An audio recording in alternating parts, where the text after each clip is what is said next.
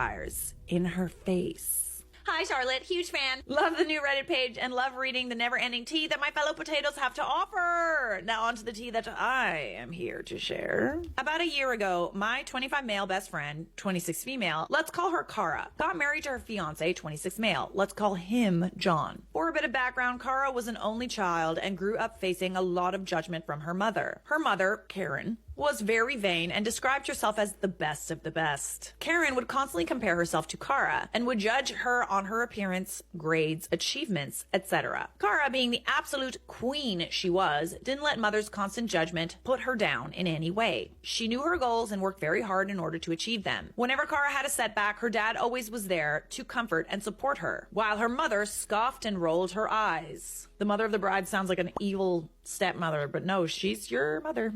This behavior led Kara to slowly distance herself from her mother over the years, so that she wouldn't have to be bombarded with her mother's judgment. When we graduated and went to college, they rarely spoke unless it was during the holidays. Fast forward a couple of years and the pandemic hit. With social distancing regulations, my friend couldn't have been happier. Anybody miss social distancing? I still social distance. Stay the f away from me. Zoom out. If I can smell you, you're too close. Eventually, after restrictions loosened, me, Kara, and a few others went to a nice restaurant to chat and catch up. As dinner ended, the waiter informed us that the bill had been covered by someone else. We were all shocked and confused as to who paid our bill. Turns out it was my friend's coworker, John, who was there with his friends that night, and he noticed her. She collaborated with him on a project for the company and got to know him quite a bit. We thanked John for his kind gesture, and Kara actually exchanged numbers with him. Soon they began talking more and more frequently. They began dating almost a month after that dinner and really connected with each other. Like, this is like honestly very old Hollywood. It's only happened to me like a couple times in my life, but like when a guy or a group of guys send over a round of drinks from like across the bar, the waitress is like, These are from those guys over there. and you like look over and they're like, and then sometimes they're cute. That's classy. I'm sorry, but like, you got my attention. It has worked on me.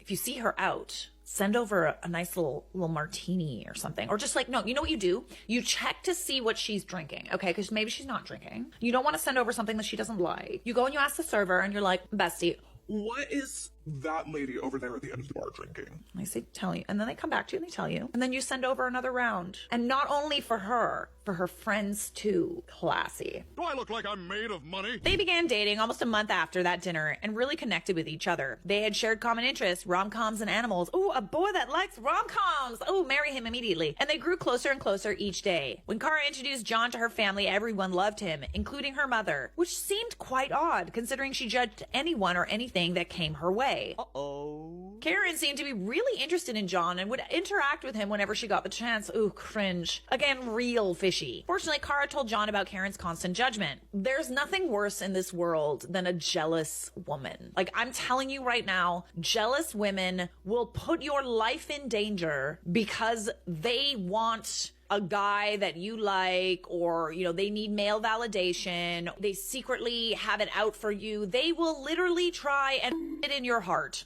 Quoting Louis C.K., that is not my joke. But to have your mother be the jealous woman, that is like hell on earth. Kara and John would eventually get engaged, and when she broke the news to her mother, again, Karen was surprisingly thrilled. Ooh, goody. Goody. Can't wait to ruin my daughter's life. My friend invited me to be the man of honor, to which I gladly accepted. Throughout the wedding planning, Karen was very critical of Kara and the wedding as if it was her own. To Karen, it was either the color scheme was tacky, the seating chart was messed up, and the roles in the wedding were all wrong. Nothing ever seemed to be up to her standards. Even when Kara was trying on wedding dresses, her mom had something to say about each one. Kara at this point was barely tolerating Karen and was just so fed up. Karen commented on one dress, saying the dress would look better on her than Kara because it was meant for a much more appealing woman. Oh my god. You're not as appealing as you think, Karen. You sound kind of unappealing, honestly. You sound kind of yucky.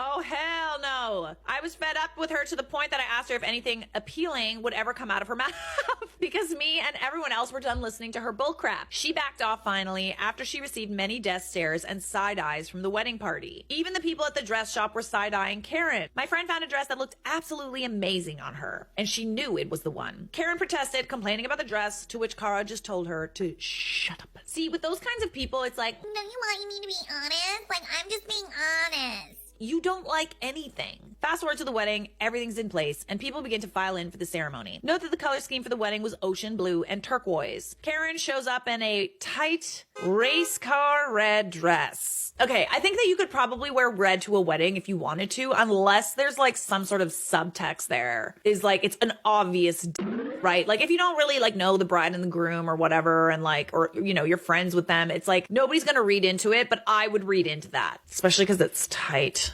That's what she said. Nobody notices, and for a while she disappears. 15 minutes before the ceremony, people are wondering where the groom is, when all of a sudden someone very loudly yells for help. Me, Kara's in-laws, Kara's dad rush over to where the noise is coming from. It was from behind a locked door. We get it unlocked and see Karen topless. How are you not embarrassed? She was trying to kiss John. He had called for help because Karen was chasing him around and trying to seduce him. I was shocked and gagged. The in-laws were disgusted and Kara's father was furious. Karen rushed to get reclothed while Kara's father was screaming at her, asking what in the hell was happening. I helped John back to the ceremony, and the in-laws called for security to get Karen removed. Well, long story short, she was removed while Kara's father yelled at Karen, calling her a cheater and saying that they were getting divorced. I mean, I probably would have divorced her before this point, to be honest, but like, okay, it's fine. Like, in general, the Karen in this story is like pretty sucky. Was she really beautiful or something? Like, honestly, yeah, maybe she's a beautiful woman or she was a beautiful woman, but like, who would want to be married to someone like this? The ceremony had finally begun, the groom had a smile on his face, and Kara's father had calmed down. The ceremony went well, and the reception was a blast. We partied, we ate, and we had the time of our lives. After the wedding, John and Kara's father explained to Kara what happened before the ceremony. By the time they were telling her, Karen had already moved in with a relative of hers. The venue had sent the father the security camera footage of poor John being chased by the topless banshee. Not a banshee! Another banshee! Oh my god! Ban the banshees! Kara was livid. She called her mom and screamed at her for the constant judgment over the course of her life, calling her shameless and cruel. After that, Kara's father filed for divorce, kept the house while Karen a few personal items. Even with Karen's protests, there really wasn't much she could get due to the security cam footage. I honestly have a really funny image in my head. Like a beautiful but also aging woman running around, flopping about, dressed kind of like around her buttocks, chasing after a man that never wanted her. Ever since then, Kara cut her mother off and John have lived happily in wedding bliss. They invited me and a few other people to celebrate a year of happiness and the downfall of a witch. She does sound like a witch. That's just like can't handle the fact that she's getting a little older. Like that's really what this is about. Mother was probably really gorgeous when she was young and she's really feeling almost like she needs to overcompensate for the fact that like she feels that getting older means that that's, you know, her worth kind of receding along with her hairline. But this is the thing about putting all of your worth into how you look. As soon as you start to lose that, you're gonna go nuts. Case in point. I'll tell you who does something like this. An insanely insecure mother who's jealous of her own daughter because this daughter is probably way more gorgeous than her, period. You should be proud that you made something like that. You know, she's got your genes. Beauty fades, but are forever.